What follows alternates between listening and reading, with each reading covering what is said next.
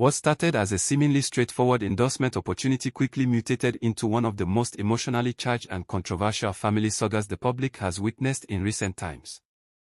If you're new to my channel, please subscribe to help me grow and turn on the notification bell so you don't miss latest update. Let's continue. The Yul and Daniella situation did not just trend because of money or fame, it exploded because it touched raw nerves that many people silently carry in their own lives. This was not simply a father and daughter disagreeing over a contract. This was a collision of past wounds, unresolved trauma, shattered trust, ego, guilt, and the desperate need for validation, all unfolding under the unforgiving microscope of public opinion. At first glance, the narrative appeared like a perfect redemption arc. A father securing an endorsement deal, an opportunity for bonding, a chance to heal old scars and restore family unity. People expected a beautiful reunion story that would warm hearts and inspire forgiveness. But reality arrived with a cruelty no scriptwriter could soften. Daniella's refusal to co-sign the deal shattered the illusion instantly. In that single act, 10 different conversations erupted, each heavier than the last, forcing society to re-examine its beliefs about forgiveness, loyalty, accountability, and emotional boundaries. The first major controversy revolved around whether this endorsement was truly a blessing or a disguised punishment from karma. To some, it felt like the universe was mocking Yul, giving him a taste of the same emotional abandonment he had allegedly inflicted in the past. To others, it was a chance handed to him for growth, a test of humility and character. But the chilling question lingered: was this opportunity designed to heal or to expose? Then came the split over Daniella's decision. Was she brave or bitter? Strong or stubborn? Victim or villain? Supporters hailed her as a woman choosing self-respect over forced reconciliation, a symbol of emotional maturity and personal boundary. Critics painted her as unforgiving and cold, arguing that no matter the past, a father remains a father. What many failed to grasp was that pain does not dissolve simply because society finds it inconvenient. Trauma does not bow to tradition. And forgiveness, when forced, becomes another form of emotional violence. The third layer dug into Yul's alleged financial betrayal. Stories resurfaced of funds meant for Daniella's upbringing being misused, of promises broken and trust eroded. Whether the accusations are fully true or partially exaggerated, what matters is perception. Once trust is fractured, every action becomes suspicious, every apology feels performative, every plea sounds rehearsed. The line between mistake and manipulation blurred into dangerous uncertainty. Next came the psychological debate: was Yul genuinely seeking redemption or strategically playing the sympathy card? His emotional public appeal stirred both empathy and skepticism.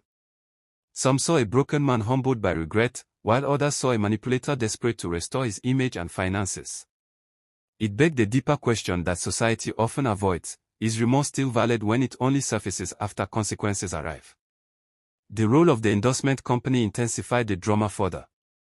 Their insistence on Daniella's involvement suggested that the family narrative itself was part of the product. In an era where emotional stories sell more than authenticity, the fear was glaring.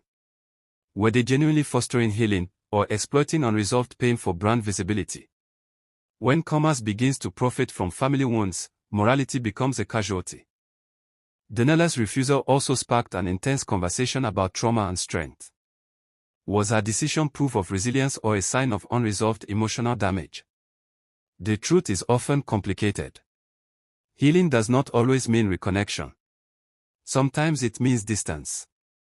Sometimes it means silence. Sometimes it means a firm no.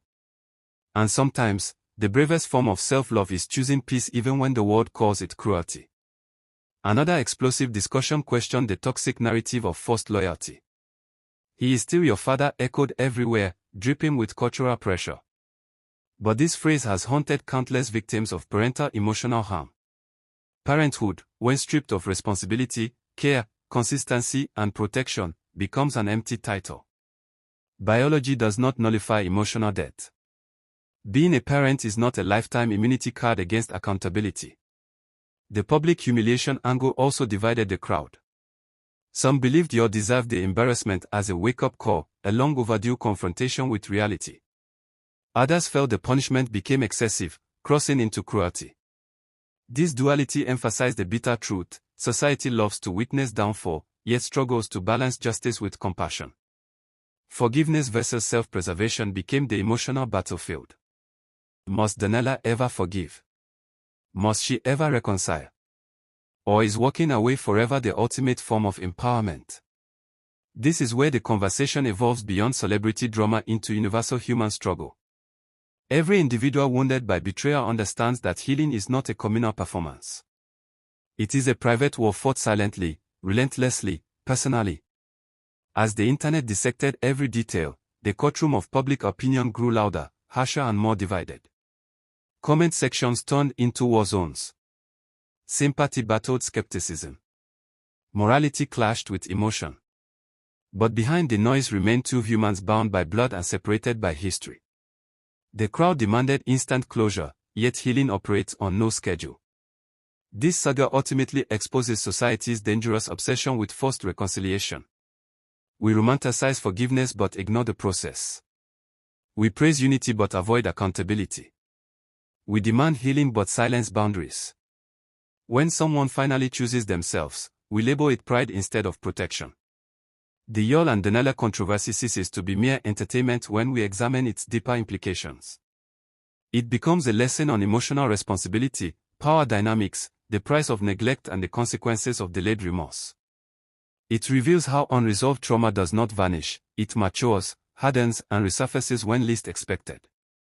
In the end, the true debate is not whether the contract was signed but who claimed ownership of their story. Whether Yul finds redemption or remains trapped in his past mistakes is yet to unfold. Whether Daniella ever softens her stance is a decision only she can make. But one truth stands unshaken: choosing yourself in a world that profits from your pain is a rebellion few understand but many desperately need. This is not just a trending saga. It is a mirror reflecting uncomfortable realities, a reminder that emotional wounds have memory, and that healing is not always reconciliation. Sometimes, healing is distance. Sometimes, healing is silence. And sometimes, the loudest statement is simply the courage to say no and walk away without apology. Thanks for staying with me this far. Leave your thoughts and don't forget to subscribe. Thank you.